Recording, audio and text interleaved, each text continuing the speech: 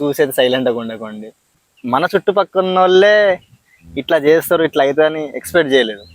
ఇది ఎవరి పాపమని అనుకుందుము, ఇది ఎవరి శాపమని కుమ్ములుతుందుము. సో అందుకని పిల్లలు కూడా నా అక్కడికి రావడం లేదు, ఛానల్ కనవడం లేదు. గుండెలో నరగిలిన బాధ కన్నీరై కారుతుంది, కష్టానికి కారకులెవరో తెలపమని కోరుతుంది. అట్లాంటి ఊర్లో కొన్ని జరిగినాయి. Hello guys, welcome back our channel local పోరగాళ్ళ అడ్డా. సో ఎట్లా ఫ్రెండ్స్, నేనైతే పర్లేదు, బాగానే ఉన్నా. సో చాలా రోజుల తర్వాత మీ ముందుకు వస్తున్నాయి కదా.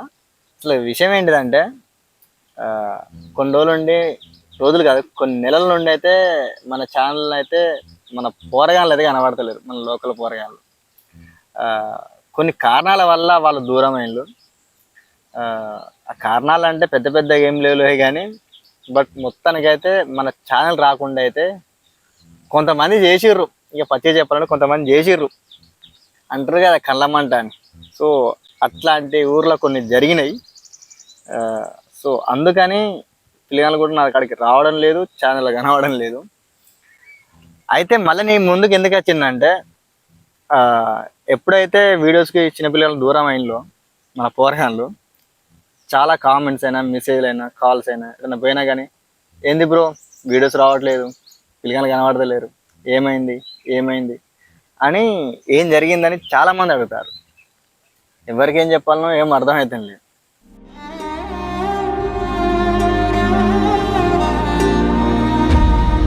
ఎందుకంటే ఆ పిల్లగాళ్ళని మనం ఇబ్బంది ఏం పెట్టాం కదా. ఏంటంటే వస్తారు, వీడియో తీసుకుంటారు, పోతారు, అంతేగాని మన చుట్టుపక్కల వాళ్ళే ఇట్లా చేస్తారు, ఇట్లా అవుతుందని ఎక్స్పెక్ట్ చేయలేదు.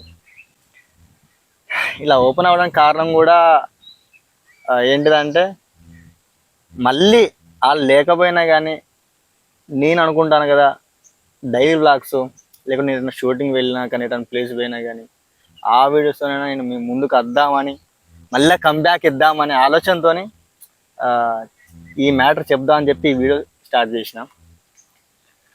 మరి మీరేమనుకుంటారు, డైలీ వ్లాగ్స్ తీస్తే బాగుంటుందా, మళ్ళీ పిల్లగాళ్ళతోనేనా, లేకుంటే కొత్త టీమ్ అప్ అరేంజ్ చేయాలనా? సో ఈ వీడియో చూసి అయితే మీరు కామెంట్ రూపంలో కామెంట్ చేయండి. ఎందుకంటే మీ సపోర్టే మాకు కొద్దిగా బూస్ట్ అవుతుంది. అంతేగాని చూసేది సైలెంట్గా ఉండకండి.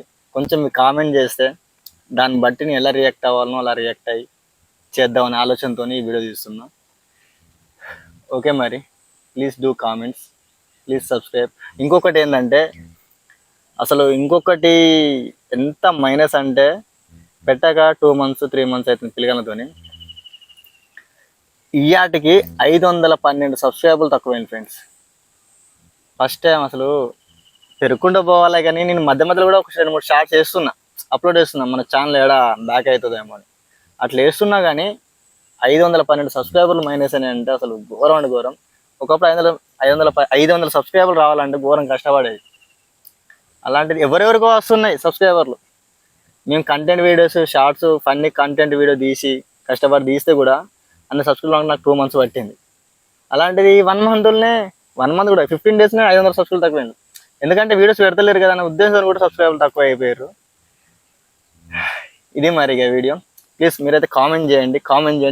ఎందుకంటున్నా అంటే, మీ కామెంటే నాకు ఎట్లా చేయాలా ఏంటిది అనేది నాకు అర్థమైపోతుంది. ఓకే మరి బాయ్, నెక్స్ట్ వీడియోలో కలుద్దాం.